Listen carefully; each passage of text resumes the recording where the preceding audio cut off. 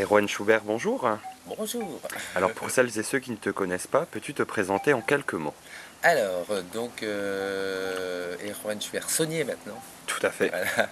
Alors, je suis auteur, écrivain, romancier, voilà, plus biographe et romancier. tout à fait. Biographe de diva en l'occurrence. Et Donc tu as sorti 18 biographies de stars. ouais. Peux-tu nous expliquer comment se prépare la création de ces livres? C'est-à-dire, est-ce que tu leur envoies d'abord ton projet? Est-ce que tu es en contact avec ces gens? Alors, Ou pas du tout? Comment alors ça se passe? ça dépend en fait ça dépend de l'artiste. Des fois, il y a l'artiste. Je vais prendre l'exemple en France. Alors en France, généralement, je contacte l'attaché de presse ou je contacte l'artiste, ça dépend quel contact j'ai pour l'informer. Donc je vais écrire une biographie sur la personne. Alors soit elle participe indirectement, je dirais pas directement parce que ce n'est pas une autobiographie, c'est une biographie, donc c'est un document sur l'artiste. Donc soit elle participe indirectement comme Ariel Dombal, Laurie, dans le choix des photos, voilà. Soit elle participe pas du tout, comme Isabelle Adjani ou Mylène Farmer, mais par contre elle accepte de céder le droit des photos pour la couverture. Après, il y a les artistes étrangers. Bon, là, il y a aucun contact direct avec le staff D'accord. de l'artiste, même si je sais qu'il y en a qui suivent ça de très près. Et en l'occurrence, je sais que la biographie sur Lady Gaga, c'était la première biographie française. J'avais été au courant que Lady Gaga avait bien aimé la biographie. Le livre, je pense pas qu'elle l'ait lu, parce que je ne Oui. sais pas si elle sait lire en français, Mhm. mais voilà, elle avait trouvé ça sympa. Ça c'est cool. Donc voilà. Après des retours, si tu fais des biographies, c'est plus par passion que pour Tout à avoir des fait, oui. retours, puisque les retours, je m'en fous un peu. Et D'accord. voilà. Donc Non. dernièrement, tu as fait appel au public pour la création de la pièce Le rôle de ma vie. Mhm. Donc tu as fait en fait un appel au public via le site KissKissBankBank. Yes. Le public pouvait miser de l'argent Mhm. pour pouvoir réaliser ton projet. Ouais. Et le projet a abouti. Ouais. Quelle a été ta réaction, Erwan? Alors, j'étais content. J'étais content, j'étais fier. Bon, c'est un gros travail de harcèlement, on va dire, dans la mesure où voilà, il faut utiliser tous les réseaux sociaux, Tout à fait. Twitter, Facebook, il faut les relancer 20, 30 fois. Et des fois j'avais vraiment l'impression d'être un peu lourdingue. Et en fait, pas du tout, puisque tout le monde n'est pas sur le réseau social. Tout à fait. Et il suffit que tu sois une fois, et la personne voit une seule fois un de tes 30 mails. Oui, Donc non, mais j'étais content parce que il fallait quand même réunir plus de 4500 oui, euros en l'espace de 3 mois.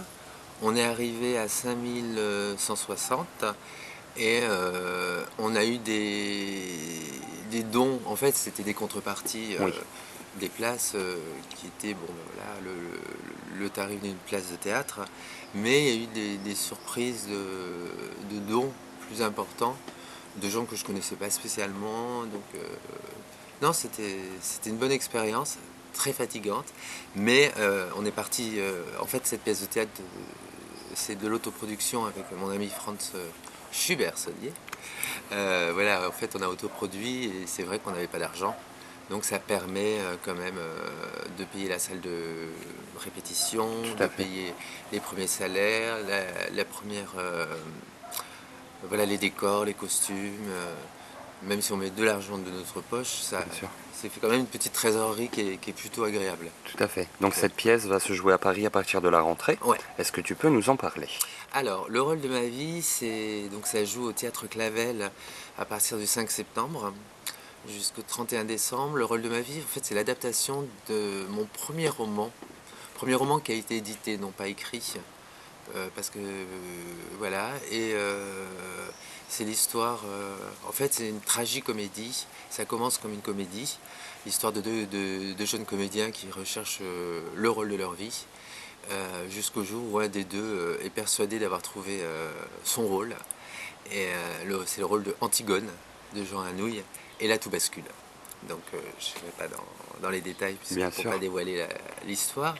Et voilà. Et en fait, ça faisait très longtemps que je voulais écrire pour le théâtre. Et il s'est avéré que j'aurais pu commencé par une pièce originale, chose que j'aurais dû peut-être faire, parce que l'adaptation d'un roman, c'est ce qu'il y a de plus dur. Oui.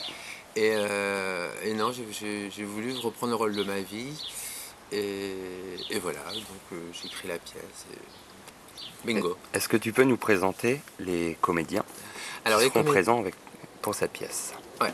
Alors les comédiens qui sont avec nous, alors il faut préciser une chose, c'est qu'il y a Martine Superstar, donc Qu'on embrasse d'ailleurs. voilà, qu'on embrasse très fort, qui est sur tous les chars de France et de Navarre pour les Gay Pride, très, très active.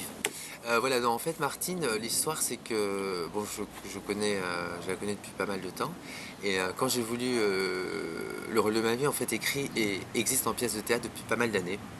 À chaque fois, je me replonge dedans, et c'est un peu grâce à Franck Lehen de Mes mots préférés les blondes et Bonjour Ivresse que j'ai vraiment persévéré dans l'écriture du rôle de ma vie, parce que voilà, il me disait qu'il y avait matière à. Et j'ai envoyé l'été dernier à Martine la pièce originale, et il m'a dit ah c'est génial, le personnage de Cathy je l'aimerais bien, mais Martine pas Cathy, et Cathy c'est une attachée de presse hystérique, donc Oui. en fait j'ai tout réécrit pour D'accord. Martine. Donc tout ça pour dire que voilà, Martine Superstar qui fait partie à part entière et dès le début du projet. Après on va rester dans les filles, dans les jeunes filles, on a Sabrina Perky, donc dans le rôle de Vanessa. On a Myriam Sorali dans le rôle de Mylène aux fraises. Et au niveau garçon, on a Olivier Schmitt et Cédric Porteca. D'accord, très bien. Donc il y a également la bande originale Oui, qui a été enregistrée ouais, par Nicolas. voilà, oui, Nicolas Vitiello. En fait, on a fait un single promo parce qu'on trouvait ça plus sympa de faire un single donc qu'une bande-annonce traditionnelle. Donc on a fait appel en fait à Daniel Castano, qui est donc le compositeur d'Isa Ferrer, pour nous composer un truc un peu festif, un peu dance. Bon, moi j'ai écrit le texte et il nous a envoyé la démo. Et là, on s'est dit waouh, génial, ça rentre bien dans la tête. Et au début, c'était les comédiens qui devaient tous chanter dessus. D'accord. Ça s'est pas fait parce qu'ils étaient en pleine répétition. Et on a fait écouter à Nicolas Vitiello donc, le single. Au début, il nous disait rien, il nous disait c'est hyper puissant. Et il commençait à nous parler de plein de gens qu'il connaissait qui pourraient potentiellement interpréter le single. Et en fait, c'est Franz, mon ami, qui a insisté pour que Nicolas chante, parce qu'en fait il n'osait pas trop nous le dire qu'il voulait le chanter, D'accord. voilà. Et le résultat est là, et on a la chance là maintenant moi, le single va être sur iTunes très bientôt, et on a People Théâtre qui est un grand remixeur qui a flashé sur le single, et donc on va aussi sortir des remixes. C'est une belle histoire. Et c'est une bonne nouvelle en plus de retrouver Nicolas à la chanson. Oui, Voilà. oui, parce que attends, moi j'avoue, j'avais l'album des Watford. Mais moi aussi. Nicolas, il va nous tuer. Non, mais j'avais oublié qu'il avait une voix aussi. Non, il chante très bien, Nicolas. Je sais que j'écris beaucoup sur les divas, je suis pas très, très fan des voix masculines. Au début, moi je voulais que si c'était ça, ce soit vraiment chanté par une fille. D'accord. Je voulais pas d'un mec.